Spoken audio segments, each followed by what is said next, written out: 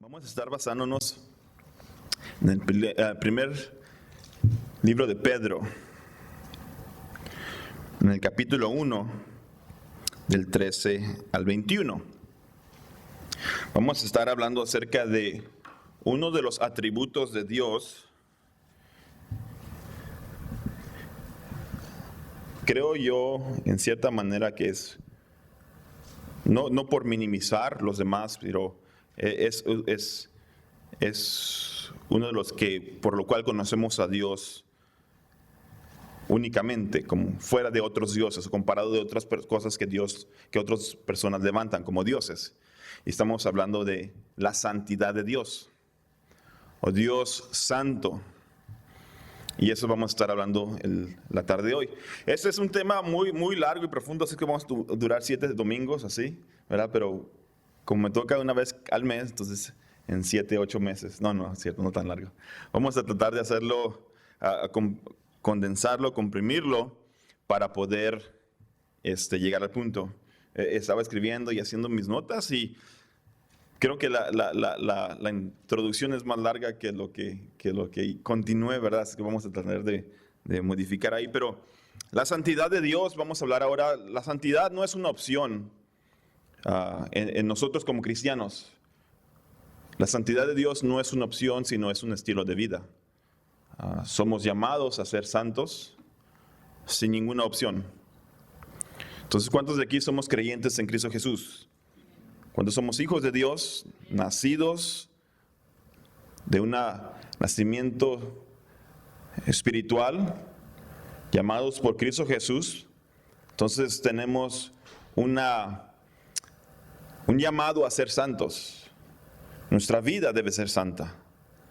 Y no hay opción, no hay fine print abajo, pero si pasa esto, estás exento a no ser santo, o si esto otro, no hay cláusulas.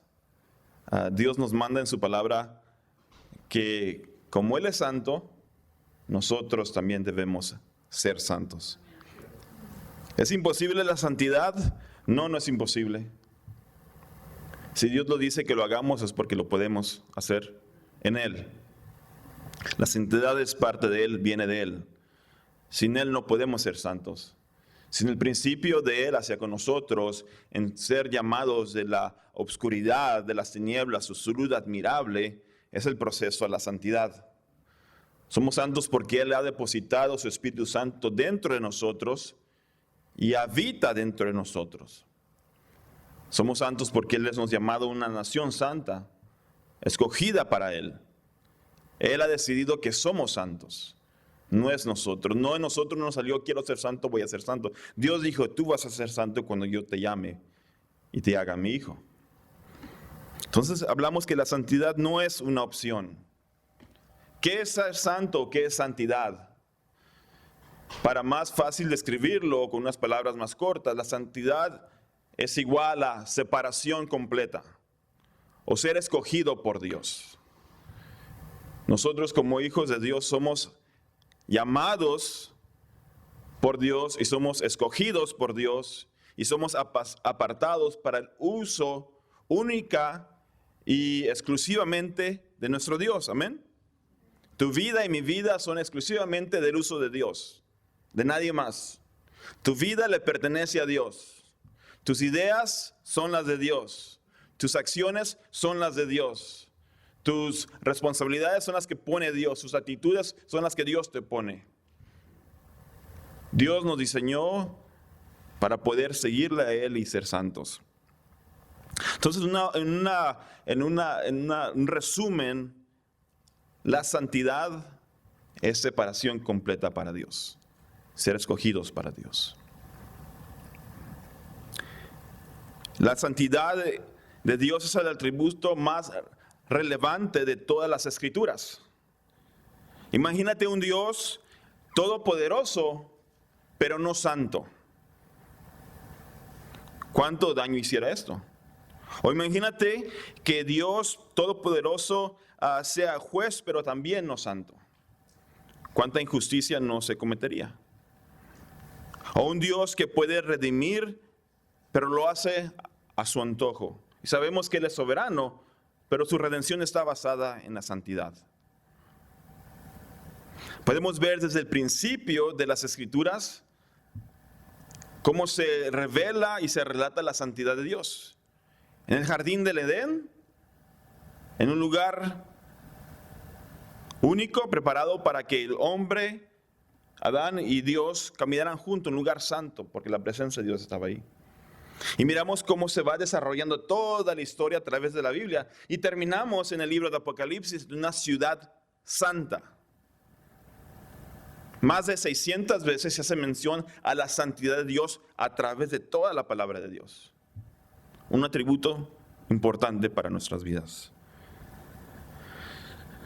Dios ha resaltado su santidad de principio a fin, de versículo tras versículo. Dios subraya su santidad completamente. Y tenemos que darnos cuenta que Dios tiene un encuentro con el pecado, y cuando Dios tiene ese encuentro con el pecado, o lo destruye o se aparta de él. Dios y el pecado no pueden cohabitar. Donde está Dios, el pecado no está. Y el resultado de donde está Dios y como Él trata es la muerte o la separación de Dios. Dios se separa de la persona que practica y vive en el pecado. Dios destruyó a los hijos de Elí por su pecado. Dios destruyó a los hijos de Aarón por su pecado. Los mató. Eso es en el Antiguo Testamento. Nuevo Testamento, Ananías y Zafira, por su pecado. ¿Hay consecuencias por el pecado, por no vivir en santidad? Hay graves consecuencias. Porque somos llamados, es un imperativo, es un verbo activo, es algo que poner en acción. Tenemos que vivir en santidad, no es ninguna opción. Otras veces se aleja, y esto explica cuando se aleja de Adán y Eva cuando lo expulsan del jardín, o lo expulsa a ellos del jardín. Posteriormente se acerca hacia la humanidad a través de la cruz de Cristo Jesús, y gracias a Dios por esa cruz. Porque une aquella separación que se había puesto por causa del pecado.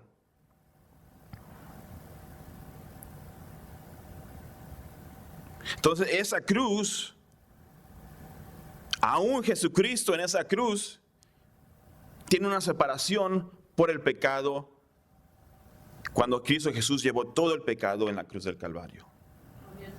Mismo Cristo Jesús dijo, Dios mío, ¿por qué me has desamparado? Llevando tu pecado, llevando mi pecado en la cruz del Calvario, Dios no pudo mantener su mirada sobre su Hijo con el pecado, porque el pecado y Dios no cohabitan. El pueblo judío era un pueblo de dura cerviz, necio, testarudo, terco, no salía de las mismas situaciones.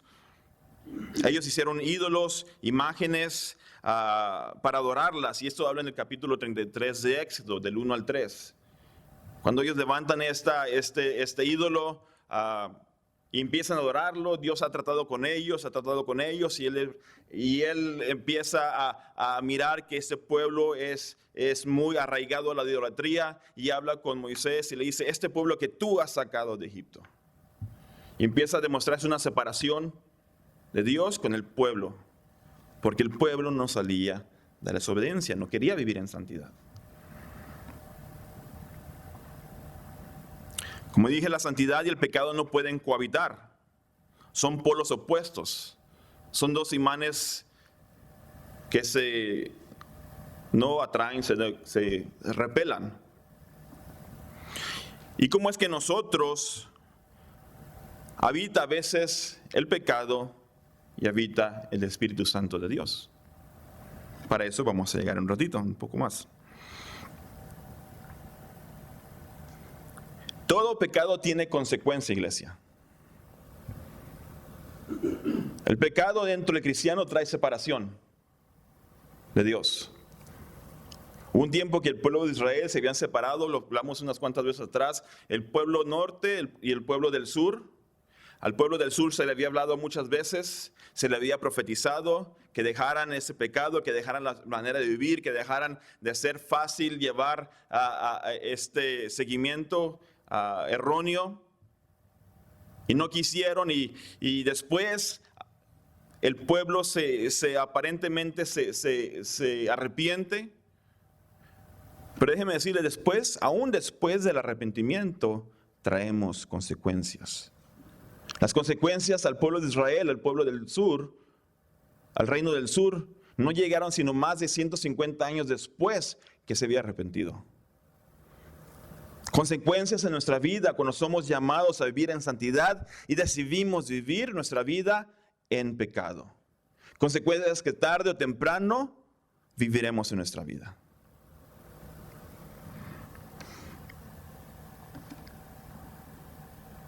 ¿Y cómo es que se da esa lejanía de Dios de nosotros en quien mora el Espíritu Santo?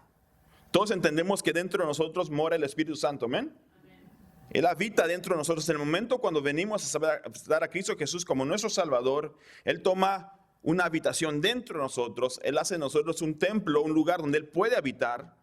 Pero ¿qué sucede entonces cuando caemos en pecado, pecamos y el Espíritu Santo vive dentro de nosotros? Esta era mi idea cuando yo estaba joven, que no entendía. Yo pensaba, el Espíritu Santo se salía y luego se metía.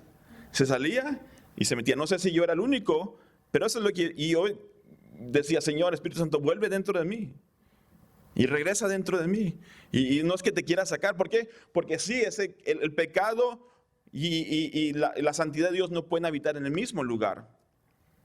Cuando uno practica el pecado, cuando uno sigue viviendo el pecado continuamente, después de haber aceptado a Cristo como su Salvador, esa llenura del Espíritu Santo se minimiza. Y pagamos las consecuencias.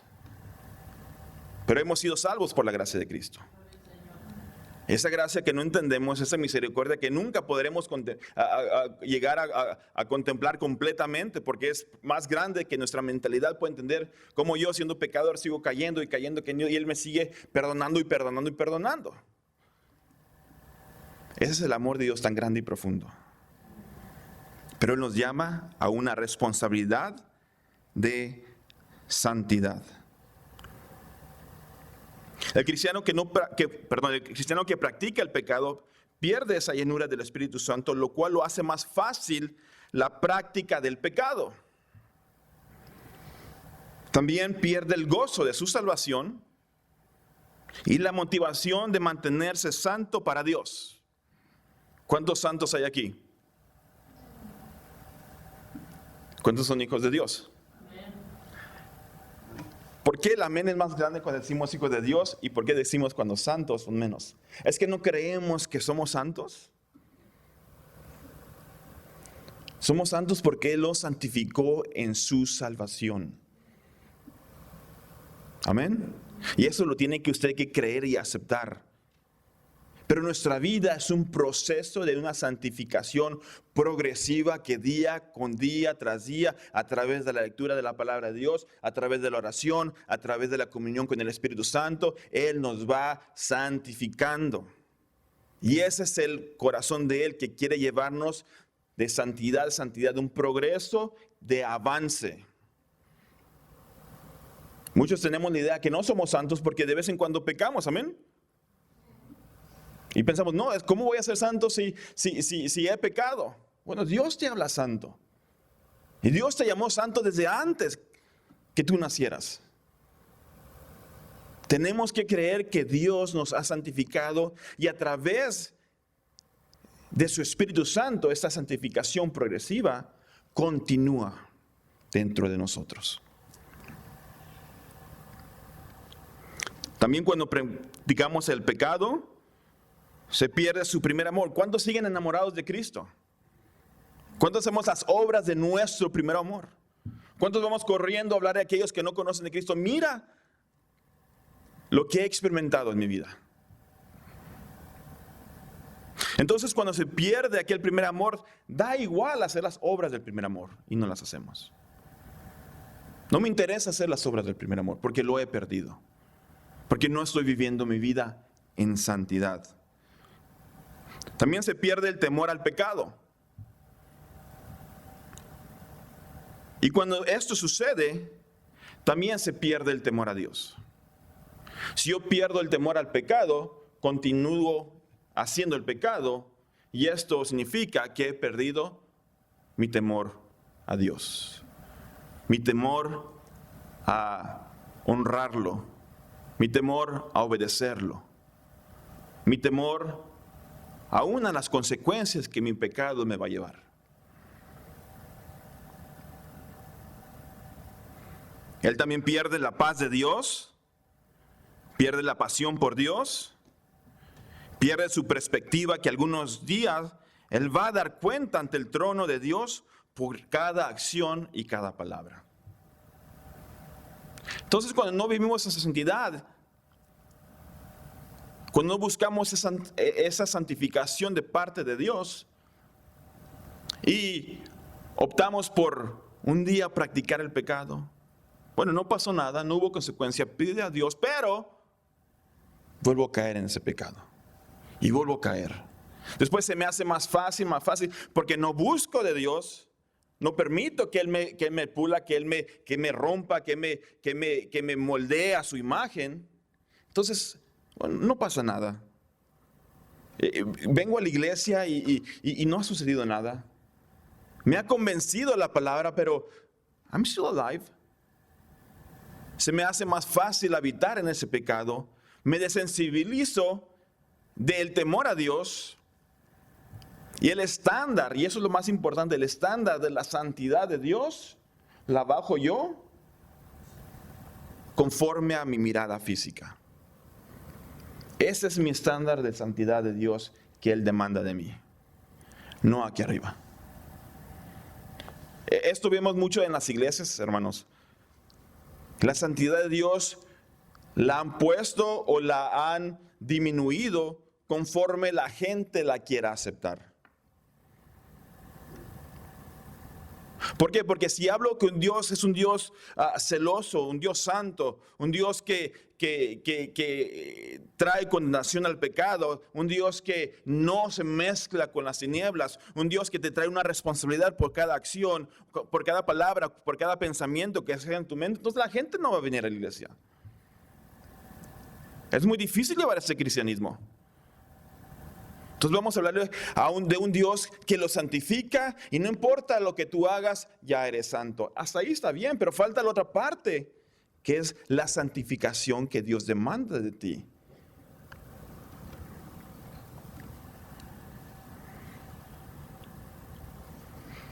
Entonces, si tú eres hijos de Dios, la santidad no es una opción, sino una necesidad para tu vida. La santidad no es opción. Razones por qué la santidad no es una opción para tu vida. No es una opción porque el Espíritu Santo de Dios habita en ti y tiene que ser honrado. En segundo lugar, tú necesitas que honrar lo que Cristo hizo en tu vida, en su vida, en su muerte y en su resurrección, derramando su sangre para el perdón de nuestros pecados.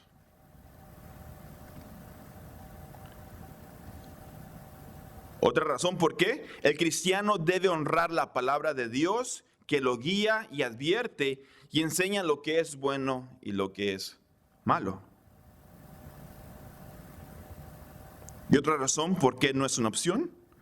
El cristiano necesita que temer las consecuencias del pecado.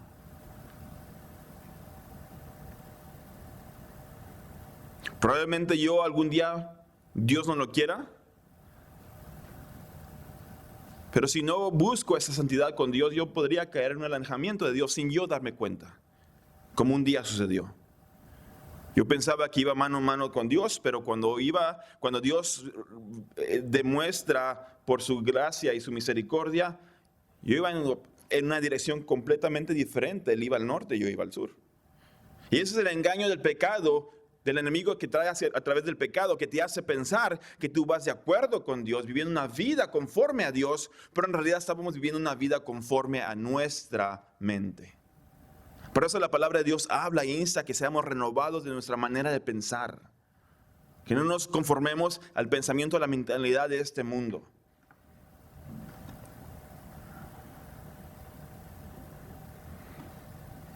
Entonces, para empezar ahora sí, Primera de Pedro, capítulo 1, versículo 3 al 21.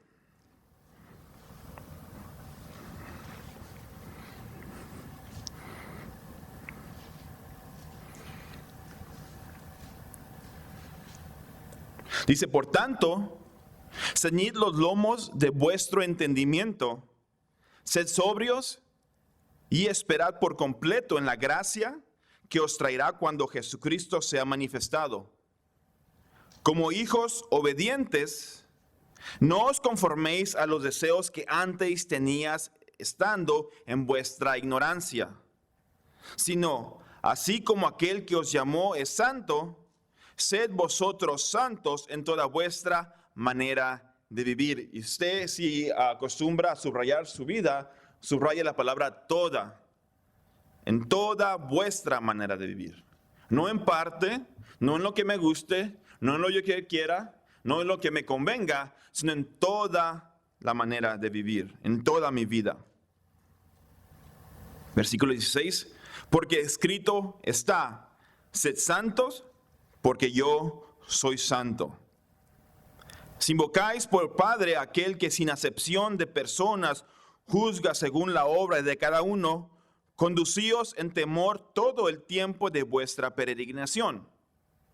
Pues ya sabéis que fuisteis rescatados de vuestra vana manera de vivir, la cual recibisteis de vuestros padres, no con cosas corruptibles como oro o plata, sino con la sangre preciosa de Cristo, como un cordero sin mancha y sin contaminación. Él estaba destinado desde antes de la fundación del mundo, pero ha sido manifestado en los últimos tiempos por amor a vosotros. Por medio de Él creéis en Dios, quien lo resucitó de los muertos y le ha dado gloria para que vuestra fe y esperanza sean en Dios. Amén. Y termina para que vuestra fe y esperanza sean en Dios. Entonces miramos a Pablo describir aquí en este versículo 13 y empieza por tanto. Y ese por tanto viene a afirmar o a traer una afirmación de algo que ya se habló anteriormente. Este por tanto sirve como si fuera una escuadra del versículo 11 al versículo 12 que está hablando algo de una esperanza, y por tanto de lo que te he dicho, entonces viene el versículo 13 al 21. Y este sirve como una bisagra que da vuelta a lo que él acaba de decir. Por tanto, por lo dicho, entonces viene el versículo 13.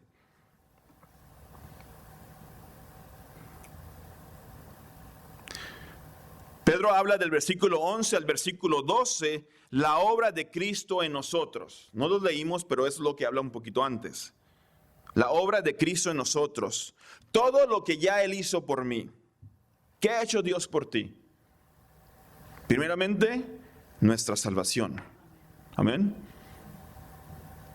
Segundo, tenemos una esperanza bienaventurada, que un día le veremos cara a cara. Un día estaremos con Él por la eternidad. Y del versículo 13 en adelante, une lo que yo tengo que hacer o mi responsabilidad. Del versículo 1 al versículo 12 son varios imperativos o varias cosas que Dios hace por nosotros, que Pedro describe. Número 1, Dios nos ha hecho nacer de nuevo. Eso habla que el nuevo nacimiento viene de Él y no viene de mí. Él lo ha promovido, Él lo ha hecho, Él lo ha buscado, Él ha nacido de Él, viene de Él, y yo soy el receptor de aquello. Número 2, somos protegidos por el poder de Dios. Número 3, que nuestra salvación será revelada en los últimos tiempos. Número 4, que nuestra salvación es tan extraordinaria que los profetas de antaño anhelaron ver lo que nosotros hemos visto.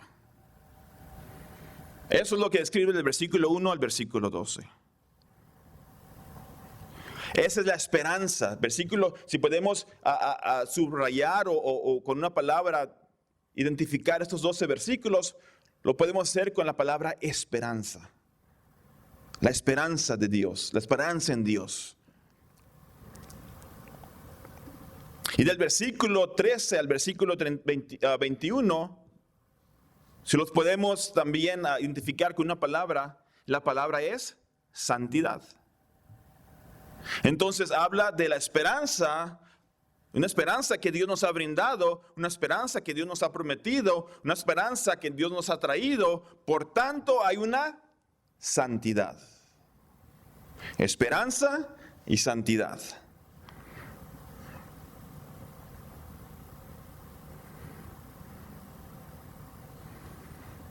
Pedro nos llama a vivir en santidad, en obediencia, al decirnos que ya vivimos en la esperanza. Y Pedro lo hace a través de varios imperativos y los vamos a tocar esta mañana. Estos imperativos no son opciones. Pablo no dice, si quieres, puedes hacer esto. Si tienes ganas, puedes hacer esto. Si tienes el tiempo, puedes hacer esto. Pedro recibe la revelación para hablar y para escribir esto como ordenanzas imperativas. This is what you have to do. Y los primeros 3 imperativos se encuentran en el versículo 13. Versículo 13 dice, por eso, dispónganse para actuar con diligencia, tengan dominio propio, pongan su esperanza completamente en la gracia que les dará cuando se revele Jesucristo. Primer imperativo en este versículo 13, preparar vuestro entendimiento para la acción. Preparar vuestro entendimiento para la acción. Nuestra mente tiene que ser renovada a través del conocimiento de Cristo en una revelación vertical. ¿Qué quiero decir con una revelación vertical? Una relación de ti con nuestro Padre. Nuestra mente se renueva a través del conocimiento de la palabra en una relación nosotros con Dios, cielo y tierra. Quiere decir que entonces si yo anhelo una relación con Dios o si yo anhelo una renovación de mi mente, yo no puedo buscar ser renovado de mi mente en las áreas verticales. Vertical describe lo que es el mundo o mi relación con el mundo. Mi mente es renovada a través del conocimiento y la relación en Cristo Jesús o con Cristo Jesús de una relación vertical. El problema es que a muchos de nosotros se nos hace más fácil buscar una renovación de nuestra mente o buscar conocimiento en relaciones o en cosas horizontales. Y nos enfocamos en el horizontal y eso es lo que nos hace tropezar. Ideologías mundanas, pensamientos mundanos, la cultura, lo que la gente piensa lo traemos nosotros como una manera, una regla para nosotros poder llevar nuestra mente o nuestra vida. Y ahí es donde tropezamos, ahí caemos. Hemos escuchado, mientras yo no le haga daño a nadie, yo estoy bien conmigo mismo. Si robo algo, si hago algo, pero nadie se da cuenta y no le hago daño a nadie, I'm okay. Buscamos justificarnos en nuestra manera de pensar en una manera horizontal. Aquí está hablando acerca de la idea de ceñir vuestros lomos, que es como fajarse una vestimenta. Ellos usaban unas túnicas o unos vestimentas largas y traían un cinturón, y cuando ellos iban a la guerra o iban a la batalla, ellos se fajaban, se ceñían, se ponían ese cinturón, se lo fajaban ¿para qué? Para no tropezarse cuando ellos corrieron o caminaban. Cuando fueran a pelear, ellos no podían tropezarse con algo que ellos traían puestos. Y eso es a lo que se refiere ahí la palabra cuando dice ceñid vuestros lomos. Entonces estamos en una guerra por nuestra mente. El enemigo quiere vencer nuestra mente, darnos ideologías o pensamientos horizontales. Y si nosotros nos conformamos a esos pensamientos, esas ideas nos van a hacer tropezar. Por eso la relación, o por eso la renovación de nuestra mente está basada con una relación vertical, Dios y yo. Número 2, el segundo imperativo, ahí en el mismo versículo 13. Sed sobrios.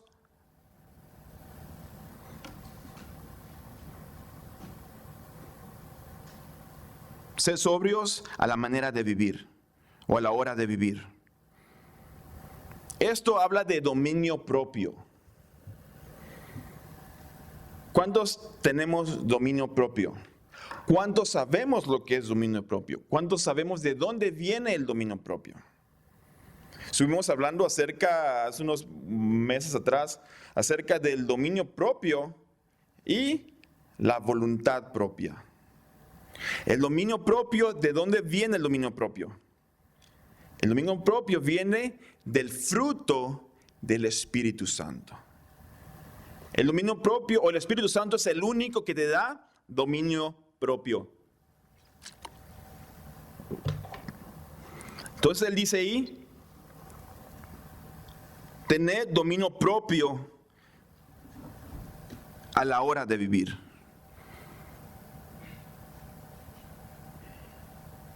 Esto es el fruto del Espíritu. Decía, no sé si usted ha escuchado que hay gente que dice, no, es que el diablo me hizo hacerlo. Es que Satanás me hizo hacerlo. Esta semana pasada escuché un chiscarrillo ahí y se los voy a contar. Me llamó la atención porque decía que estaba la iglesia, estaba toda la gente llena, estaba llena la iglesia. Y afuera de la iglesia estaba el diablo sentado. Todo triste, acongojado, estaba triste. Y eso describe nuestra manera de pensar. Y viene uno y le pregunta, ¿por qué estás tan triste? Y él le dice, es que todos los que están ahí adentro me echan la culpa a mí que yo fui. Cuando la palabra de Dios dice que son nuestras pasiones carnales,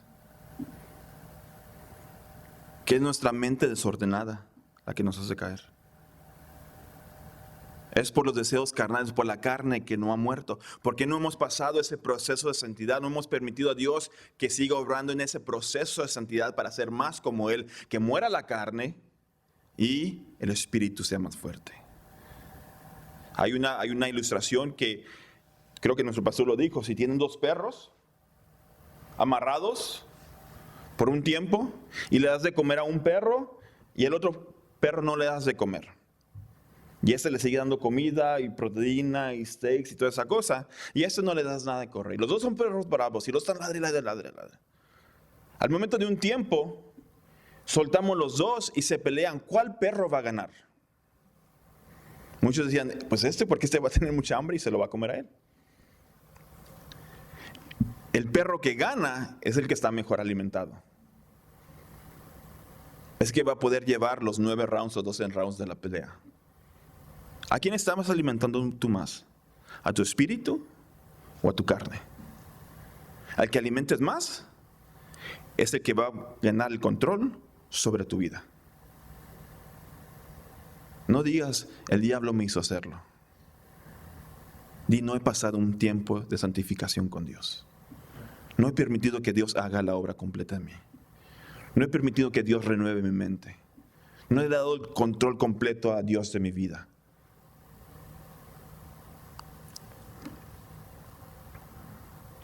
Y número 3, el tercer imperativo, en el versículo 13, es poner vuestra esperanza completamente en la gracia que ha de venir. Toda vuestra esperanza, no parcial, sino completa. No es mi fuerza de voluntad, no es mi experiencia, no es mi sabiduría. Es en la gracia de Dios. Es en mi confianza en la gracia de Dios que Él va a hacer la obra que Él ha empezado en mi vida. Por tanto, entonces, no hay opción de vivir en santidad. Cuarto imperativo.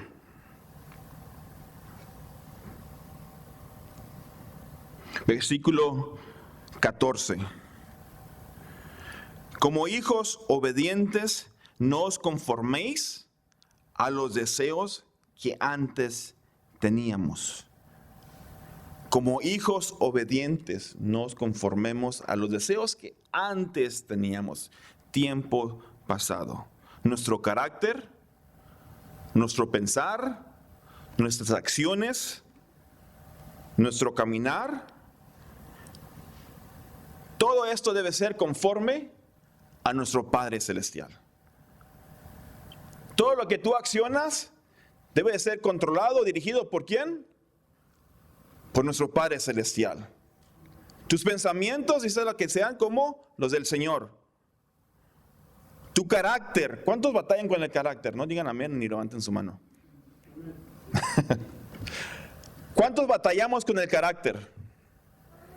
¿Cuántos batallamos con la disciplina? ¿Cuántos batallamos con estar bajo disciplina o bajo autoridad? ¿Cómo se llama? ¿Cómo se dice? Someter, bajo sometimiento. Ese carácter debe ser como el carácter de Cristo Jesús. Padre, no se haga mi voluntad, sino la tuya. Como hijos obedientes, no os conforméis a los deseos que antes teníamos. Nuestro carácter, nuestro pensar, nuestro caminar, todos quieren ser conformes a nuestro Padre. Todos tenemos deseos de pecar. En nuestra carnalidad está el deseo de pecar. O hay anhelos insatisfechos de la naturaleza caída. Si no hubiera esa guerra. Si no hubiera ese pleito entre la carne y el espíritu. Pablo decía, lo que quiero hacer, no lo hago. Y lo que no quiero hacer, termino haciéndolo.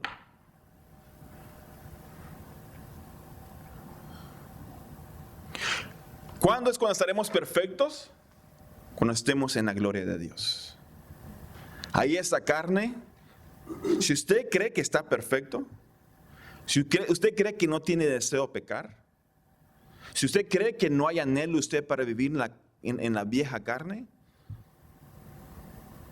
entonces hay algo que se llama soberbia.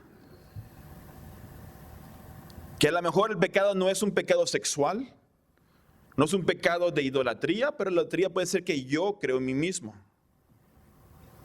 A lo mejor el pecado no puede ser algo más como conocemos los pecados según nosotros más altos, la droga, el alcohol y todo esto, pero hay pecados que no me permiten aceptar la soberanía de Dios sobre mi cabeza.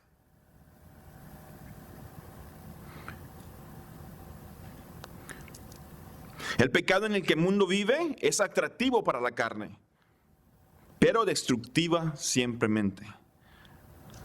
Nosotros no vivimos o no podemos vivir con valores de la sociedad o de la cultura. No podemos aplicar esos valores a nuestra vida, aún aparentemente que sean buenos. Sino vivir en forma contraria de acuerdo a lo establecido por Dios. Por eso dice mucha gente que esto ya es pasado, esto ya no aplica el día de hoy.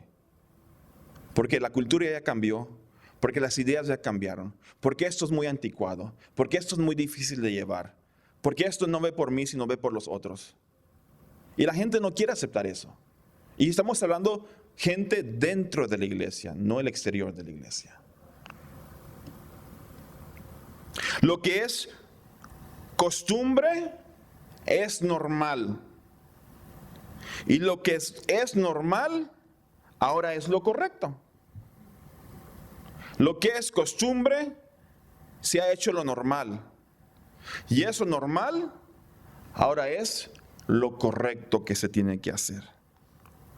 Por eso tenemos que resistir a ser conformados a esta era o esta manera de pensar. Porque no aceptamos el pensamiento que va en contra de la palabra de Dios. Y punto. Pablo nos dice que no nos conformemos a la manera de vivir de este mundo, sino que seamos renovados en la manera de pensar. Hay un hombre que se llama C.S. Lewis. Él decía estas palabras: Satanás no ha creado ni un solo deseo. Yo me puse a pensar, Satanás no ha creado ningún solo deseo. En realidad, los deseos que tenemos fueron creados por Dios. Lo que Satanás hizo fue que los torció, los destruyó, los pervirtió para satisfacernos nosotros mismos. Dios ha diseñado el sexo para el matrimonio. El deseo sexual Dios lo puso en nuestras vidas, tanto el hombre y la mujer. Satanás ha tomado esa idea y la ha pervertido, y ahora miramos el desorden que hay en la comunidad. Y eso que es cultural o normal para ello, se ha hecho como un estándar. Y ahora lo miramos dentro de las iglesias.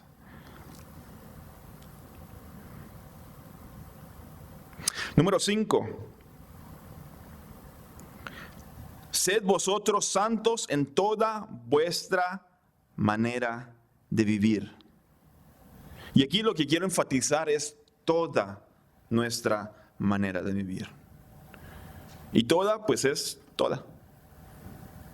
El 99.9%, no sé si usted ha visto comerciales que van a desinfectar algo.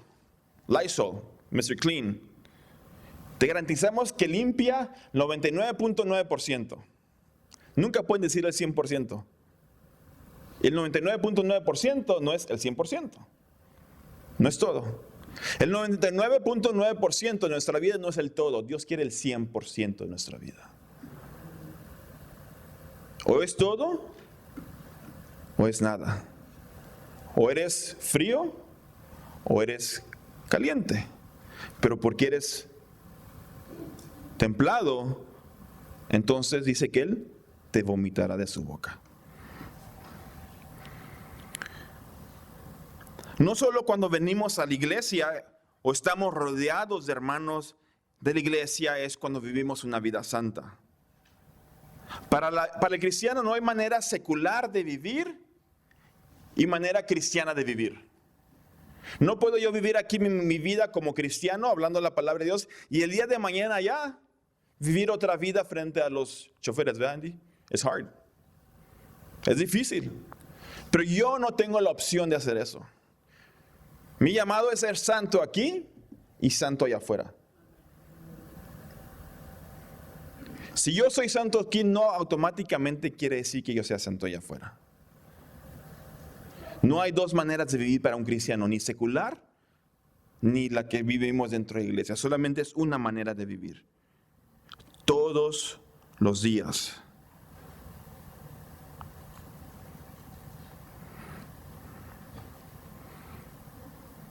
Y esto es algo que nosotros, iglesia, ya casi vamos a terminar, que nosotros como cristianos tenemos que pedirle a Dios que nos demuestre nuestra condición pecaminosa en cual estamos.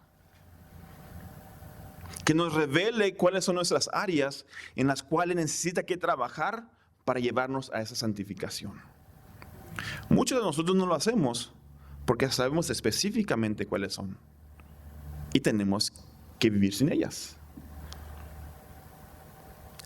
Aquella área tan pequeña puede ser el amor al dinero, puede ser el egocentrismo, puede ser mi soberbia, puede ser I don't need anybody, puede ser falta de fe. aquello tan pequeño que sea, puede ser aquello que te puede tumbar y destruir el plan de Dios en tu vida. El potencial que Dios ha puesto a través de ti para el alcance de las personas, por ese 1% o punto de 1%, puede tenerse porque no has entrado en una santificación completa, una entrega completa.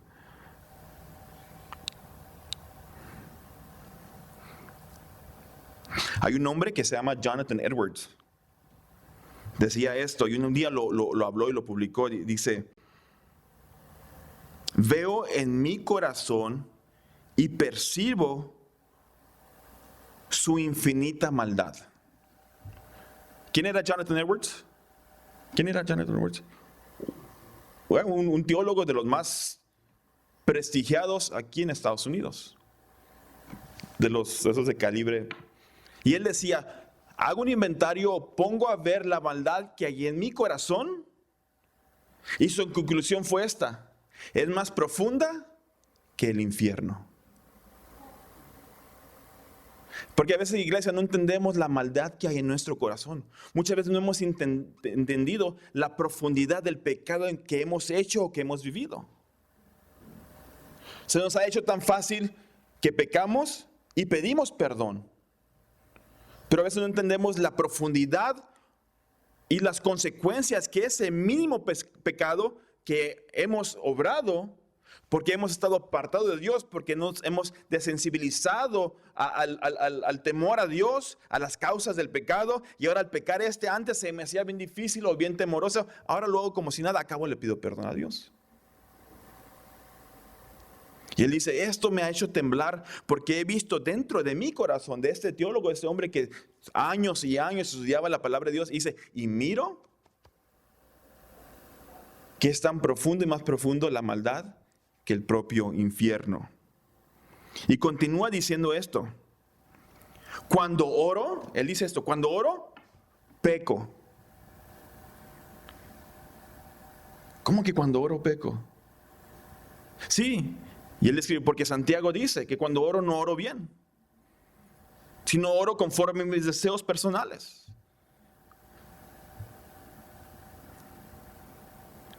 Dice también: cuando predico, peco. Porque si Dios escudriña y ve todo lo que estoy hablando, si es de mi corazón o dirigido de Él, entonces podría caer en pecado. This is the last time I'm preaching, bro.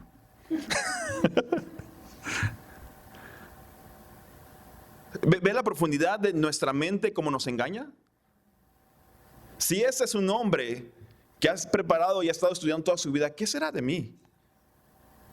¿Qué será de nosotros? Que nos engaña el enemigo en pensar que it's cool, it's okay. Eso es lo que la cultura está haciendo. Él decía: tengo que arrepentirme de mi arrepentimiento.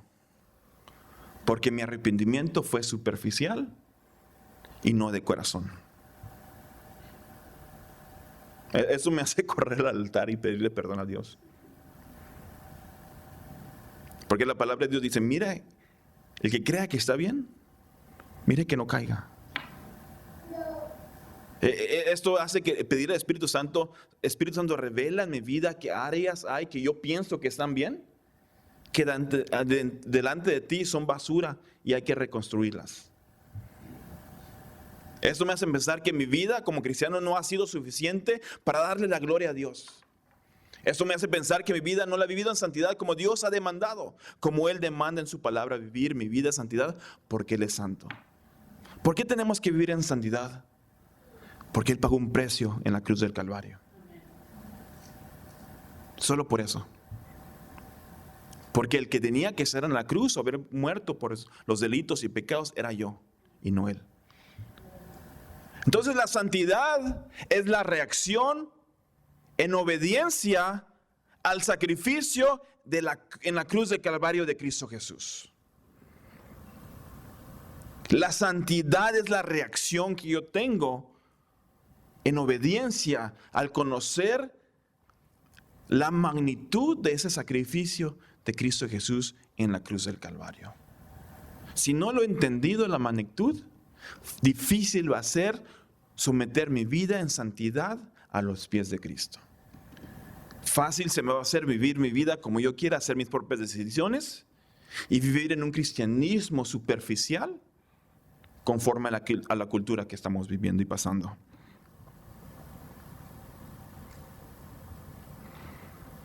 Él también decía, mis lágrimas necesitan que ser lavadas en la sangre de Cristo Jesús.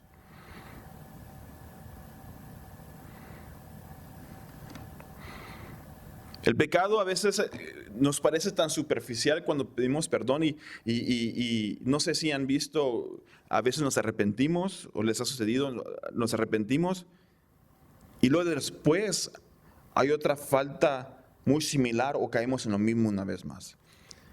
El pecado, cuando lo hemos practicado, cuando hemos hecho este tipo de pecados, cual sea que sea, es como un tornillo que se ha metido, se ha incrustado en nuestras vidas. Y hay que estarle dando vuelta y sacándolo, porque cuando pedimos perdón sacamos una primera parte, pero hay más profundo lo que ha hecho ese pecado dentro de nuestras vidas. Que el Espíritu Santo saque y saque de vuelta a ese tornillo para que gire y salga de nosotros toda la impureza que ha habido. Por eso él dice, a veces mi arrepentimiento no ha sido genuino y tengo que pedir perdón por mi arrepentimiento. Entre más me separo de Dios, más fácil pecar y no me doy cuenta de la gravedad. Imperativo número 6, versículo 16. Sed santos porque yo soy santo. ¿Cuál es la razón por qué tenemos que ser santos? Porque Él es santo. No porque Dios te va a bendecir, no porque Dios te va a sanar, no porque esperas algo de Dios. Tú eres santo porque Dios es santo. Cuando alguien adopta algo, toma el apellido de esa persona. Nosotros dice que la palabra es que hemos sido adoptados a la familia de Cristo. Entonces nosotros somos en el nuevo nacimiento hechos conforme a Él en su santidad. Entonces somos santos porque Él es santo. Si lo tomamos al revés, Él es santo, por lo cual nosotros también debemos ser santos.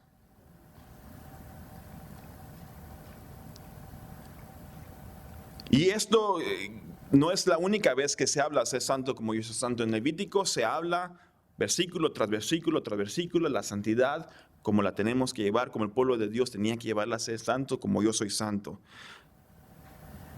¿Quién quiere ser santo? Los hijos de Dios. ¿Quién anhela la santidad? Los hijos de Dios. Los que han sido convencidos y conformados o transformados conforme a su imagen. Los que hemos sido perdonados por la sangre de Cristo Jesús. Ser santo no es primariamente una moralidad o limpieza, es primariamente una separación. La santidad empieza en una separación completa para Dios. Tu vida ha sido consagrada para hacer uso exclusivo para Dios. No ser santo es hablar de una vida que fue salvada para Dios, pero que vive una vida para Dios y para el mundo. Eso no es ser santo. Dios no nos pregunta si queremos ser santos. Primero me hace santo y luego me dice, compórtate como lo que eres, una persona santa. Amén. Y creo que ahí vamos a dejar porque si no, no voy a terminar. Tenemos una grande ordenanza, iglesia, que no es imposible de llevar. La ordenanza principal es ser santos como yo soy santos.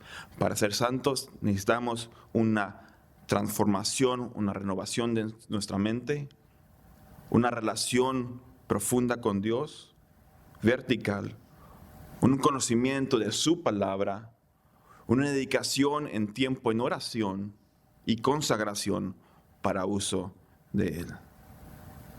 Hay un precio que pagar. Y ese precio es la separación, la consagración a nuestro Dios. Hay un amigo que tengo, muy cercano, y él toda su vida creció en el Evangelio, vivió en el Evangelio, participó en servir a Dios. Pero llegó un tiempo cuando su pregunta fue: ¿hago esto porque conozco a Dios o hago esto porque mis padres me lo han enforzado? Y esa fue su pregunta que lo llevó fuera de la iglesia, que lo llevó a investigar qué es lo que hay allá afuera, a probar, que lo llevó a separarse de Dios, que lo hizo bajar su nivel de santidad o consagración conforme a la moralidad del... Bueno, ya no hay moralidad en el mundo. A la cultura, lo que hay afuera. Probó el pecado, hubo un peso, se conformó con ese peso, lo aceptó, y ahora es más fácil de llevar ese pecado que ha caído más profundo. Una ligereza al pecar lleva otro pecado, y a una excusa de decir: lo que hago no ofende a nadie, no creo que ni esté mal. Regresaré a Dios cuando crea que sea necesario. Y ese joven es joven. Y iglesia, o jóvenes que han nacido en este lugar, bajo padres cristianos, tu salvación es personal. Nadie, ni papá ni mamá, van a hacer algo por tu salvación. Tú tienes que conocer a Cristo Jesús como tu Señor, como tu Salvador. Tú vas a dar cuenta por tu vida y tú vas a pagar las consecuencias de tu pecado si no aceptas. Dios es grande en misericordia, rico en gracia, y su palabra dice: mientras hay vida, hay esperanza. Joven, no te conformes a las ideas de este mundo. No te conformes a lo que el mundo te dice que está bien, cuando se te ha enseñado con la palabra de Dios que es lo contrario. Escuché una vez una oración de un padre orar por su hijo, y esas fueron las palabras: Señor, te pido que obres en la salvación de mi hijo. No importa que él termine en la cama de un hospital, y sus últimas palabras sean: Señor, perdóname. Prefiero que sea salvo a que viva una vida en pecado y muera por una eternidad en el abismo del infierno. Es difícil para un padre hablar esas palabras, pero es el ejemplo que Dios nos ha dejado. Como Pablo decía: para mí el vivir es Cristo y el morir es ganancia. Iglesia, póngase de pie, por favor.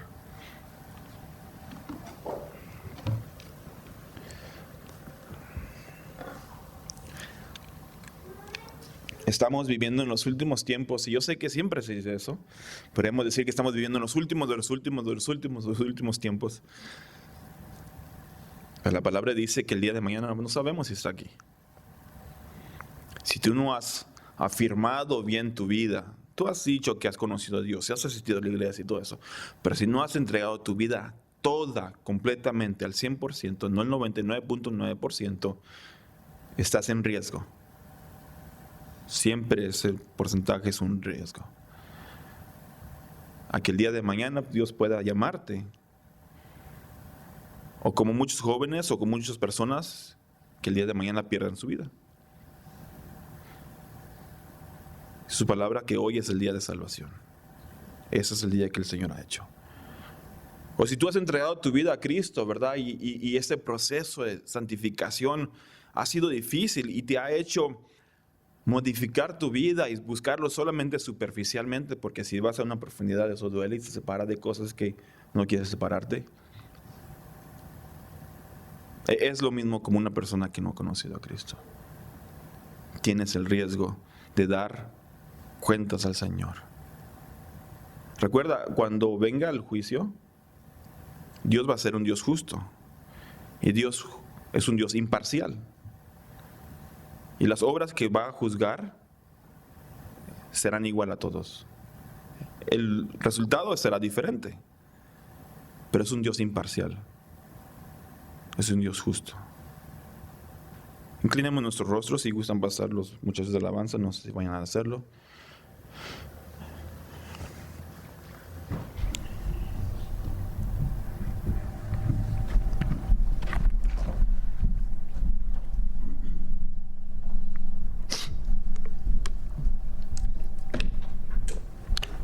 Y ahí en tu lugar, donde tú sabes en qué situación está tu vida, tú sabes en qué condición está tu vida. Y eso es dentro en tu Dios, que Dios ilumine tu interior. Y anímate a hacer un autoexamen de tu vida interior.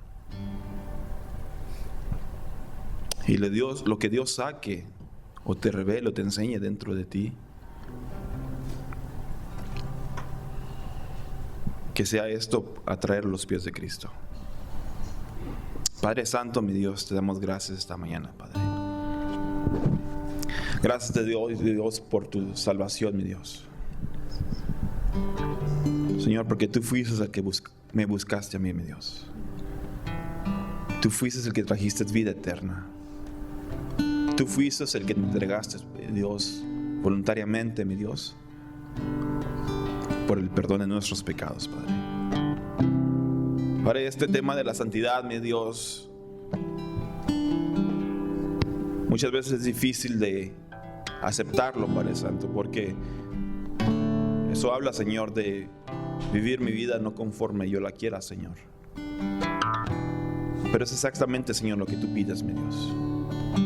Que vivamos nuestra vida, Señor, la vida que tú nos permites vivir conforme a tu voluntad, mi Dios. Que todo lo que hagas, Señor, te honre a ti, mi Dios. Señor, que todo lo que yo haga, Señor, te brinde honor, mi Dios. Que cada pensamiento, Señor, que esté en mi mente, Señor, sea un pensamiento que te glorifica, mi Dios. Que mis acciones, Señor, vayan de acuerdo, Señor, con las tuyas, con tu palabra, mi Dios. Que mis palabras, Padre Santo, Señor, expresen, Señor, tu grandeza y tu bondad. Y no se conformen, Señor, al vocabulario, Señor, que se expresa en este mundo, Padre. Que mis palabras sean filtradas, Padre Santo, por tu palabra, mi Dios. Por tu Espíritu Santo, mi Dios.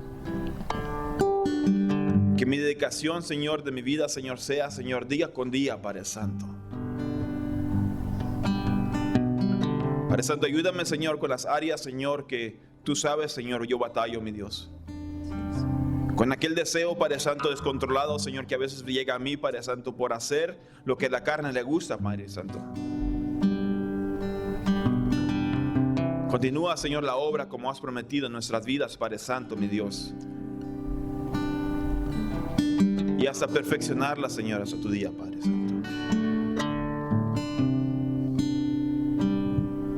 Padre Santo, nuestra vida no nos pertenece, Señor, sino te pertenece a ti, mi Dios. Hemos proclamado que tú eres nuestro Señor y Salvador, Padre Santo. Y como Señor de nuestra vida, eso implica, Padre Santo, Señor, que somos siervos o esclavos tuyos, Padre Santo. Sin derecho a nuestra propia vida, Padre Santo. Porque tú la has comprado, mi Dios, en la cruz del Calvario, Señor. No con oro, Señor, no con plata, Padre Santo, sino con tu sangre preciosa, Padre Santo. Te doy gracias, mi Dios, Padre Santo Jesús. Que tu palabra, Padre Santo, Señor, llegue a cada corazón, mi Dios, y traiga el fruto, Señor, por cual fue enviada, mi Dios. Que podamos, Señor, caminar, Señor, en dirección hacia ti, mi Dios, Padre. Decidirnos, Señor, no vivir bajo nuestros deseos, sino que a través de la transformación de nuestra mente, Padre Santo, podamos ser como tú, mi Dios. Santos como tú eres santo, Padre Santo. Te pido, Padre Santo, Señor, que nos edifiques como iglesia, mi Dios. Que seamos una iglesia, Señor, tuya, Padre Santo. Que siempre, Señor,